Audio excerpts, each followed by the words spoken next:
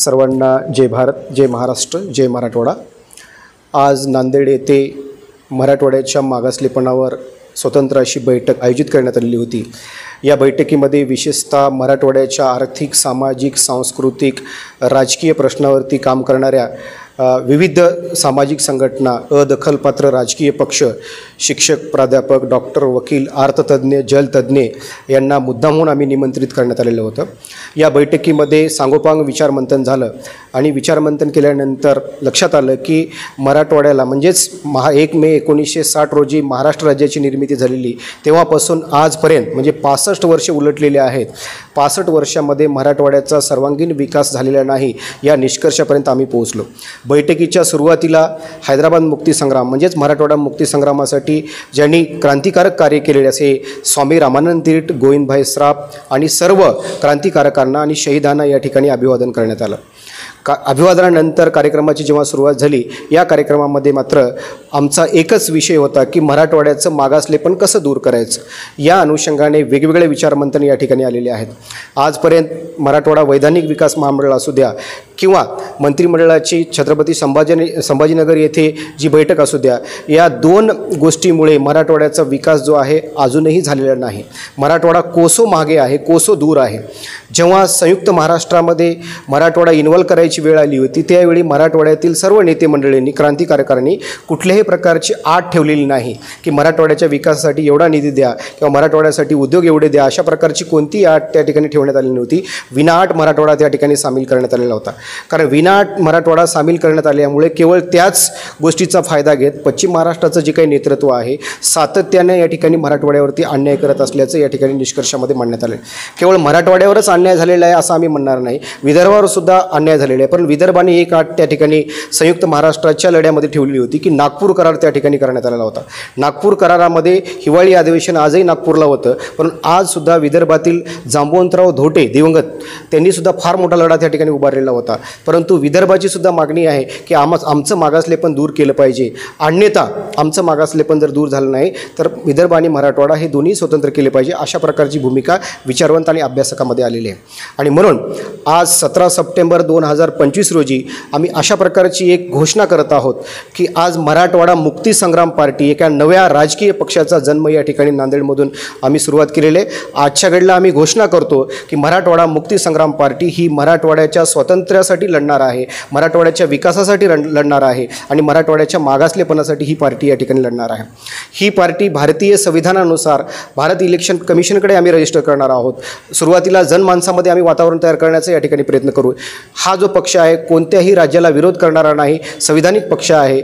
जसं महामानव प्रज्ञासूर्य डॉक्टर बाबासाहेब आंबेडकरांनी सुद्धा संविधानामध्ये छोट्या छोट्या राज्याच्या संकल्पनेला त्यांनी मान्यता दिली होती। मिलिंद महाविद्यालयामध्ये एका कार्यक्रमानिमित्त डॉक्टर बाबासाहेब आंबेडकर जेव्हा आले होते त्यावेळी त्यांनी असं म्हटलेलं होतं की संयुक्त महाराष्ट्राची जी काही चळवळ आहे या चळवळीला माझा पाठिंबा नसून संयुक्त महाराष्ट्राव्यतिरिक्त स्वतंत्रपणे मराठवाड्याला स्वतंत्र आपण राज्याचा दर्जा देऊया आणि याशिवाय विदर्भाला स्वतंत्र राज्याचा दर्जा देऊया, अशा प्रकारच्या त्यांच्या भाषणामध्ये संदर्भ आमच्याकडे आहे। त्या संदर्भाचा सुद्धा आम्ही येणाऱ्या कालखंडामध्ये स्वतंत्र मराठवाड्याच्या निर्मितीसाठी आम्ही वापर करणार आहोत। स्वतंत्र मराठवाड्याची मागणी आम्ही यासाठी करणार आहोत की या भागामध्ये कुठल्याही प्रकारच्या शैक्षणिक संस्था नाहीत, IIT मराठवाड्यामध्ये नाही, IIM नाही, याशिवाय आरोग्याच्या संदर्भात एम्ससुद्धा या ठिकाणी नाही। मोठे उद्योगसुद्धा मराठवाड्यामध्ये आजपर्यंत आलेले नाहीत। मोठे उद्योग हे कुठे आहेत? पुणेला मोठ्या प्रमाणात मोठे उद्योग आहेत, मुंबईमध्ये मोठे उद्योग आहेत, म्हणजे पश्चिम महाराष्ट्रामध्ये मोठे उद्योग त्या ठिकाणी आहेत।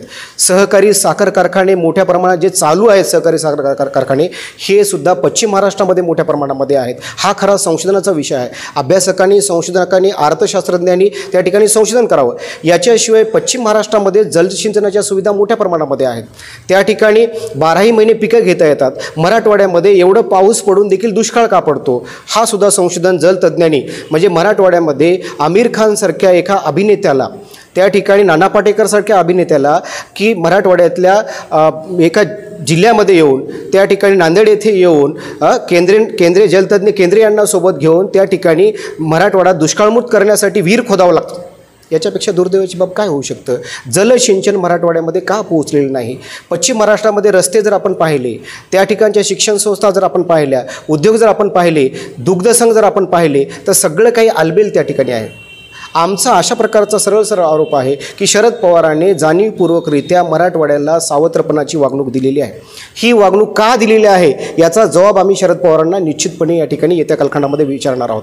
पहिल्यांदा आमची मागणी अशी असणार आहे की जर समजा आर्थर लेविस नावाचा इकॉनॉमिस्ट आहे, त्यांनी एक सिद्धांत मांडलेले आहे की जर एखादा प्रदेश जर मागासलेला होत असेल तर त्या मागासलेल्या प्रदेशाला विकसित आणण्यासाठी, विकासाकडे आणण्यासाठी मोठा धक्का देण्याची गरज आहे. मग तो मोठा धक्का 65 वर्षामध्ये मराठवाड्याला का देण्यात आलेला नाही? आता मोठा धक्का म्हणजे नेमकं काय की या 2025-26च्या आर्थिक वर्षामध्ये पश्चिम महाराष्ट्र, मराठवाडा आणि विदर्भासाठी जर 1,000 कोटी रुपयाची जर तुम्ही तरतूद करत असाल तर त्यावेळी आमची मागणी अशी आहे की जर पश्चिम महाराष्ट्राची 1,000 कोटी तरतूद करत असाल तर 3 पट म्हणजे मराठवाड्यासाठी तुम्ही 3,000 कोटीची तरतूद करा, विदर्भासाठी तुम्ही 3,000 कोटीची तरतूद करा, म्हणजे जेणेकरून येत्या 10 वर्षामध्ये कुठेतरी विकासाच्या प्रवाहामध्ये आम्ही त्यांच्याबरोबर जाऊ. आणि जर असं होत नसेल तर आमची पहिली मागणी असेल की संसदेमध्ये स्वतंत्र बिल त्या ठिकाणी पारित करा, स्वतंत्र बिल पारित करा आणि निश्चितपणे या ठिकाणी स्वतंत्र मराठवाडा आम्हाला द्या. आमचं मंत्रिमंडळ राहील, आमचे मुख्यमंत्री राहतील, आम्ही उद्योग कसे आणायचे ते आम्ही बघू, आम्ही आंतरराष्ट्रीय संबंध कसे मजबूत करायचे आम्ही पाहू, आम्ही देश पातळीवर केंद्रातून कसा निधी आम्हाला आणता येईल ती भूमिका आम्ही या ठिकाणी निश्चितपणे घेणार आहोत. मराठवाडा मुक्ती पार्टी हे जे पक्ष संघटना आहे, येत्या कालखंडामध्ये स्थानिक स्वराज्य संस्था जसं की महानगरपालिका, जिल्हा परिषद, पंचायत समिती आणि याशिवाय ज्यावेळी स्थानिक स्वराज्य संस्थांच्या निवडणुका येतील तर त्यावेळी संपूर्ण मराठवाडाभर आमचं टार्गेट एकच असणार आहे, गाव तिथं शाखा, घर तिथं कार्यकर्ता. म्हणजे प्रत्येक घराघरामध्ये मराठवाडा मागासला का झालेला आहे आणि मराठवाड्याचं मागासलेपण दूर करण्यासाठी मराठवाडा मुक्तीसंग्राम पार्टीमध्ये जॉईन होणं किती गरजेचं आहे ही भूमिका आम्ही प्रत्येक घराघरापर्यंत जाऊन समजून सांगणार आहोत.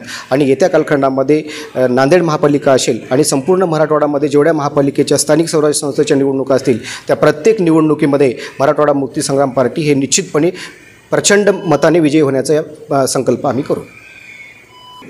संपूर्ण मराठवाड्यामध्ये 8 जिल्हे आहेत. त्या 8 जिल्ह्यामध्ये छत्रपती संभाजीनगर, जालना, परभणी, हिंगोली, धाराशिव या प्रत्येक जिल्ह्यामध्ये जिल्ह्याची कार्यकारिणी आम्ही तत्काळ घोषित करणार आहोत आणि जिल्हाध्यक्षाची नेमणूक करून त्या जिल्हाध्यक्षावर जबाबदारी असं देणार आहोत की प्रत्येक तालुक्यामध्ये कार्यकारिणी घोषित करून गाव तिथं शाखा आणि घर तिथं कार्यकर्ता ही मोहीम आम्ही अतिशय प्रचंड वेगाने राबवणार आहोत.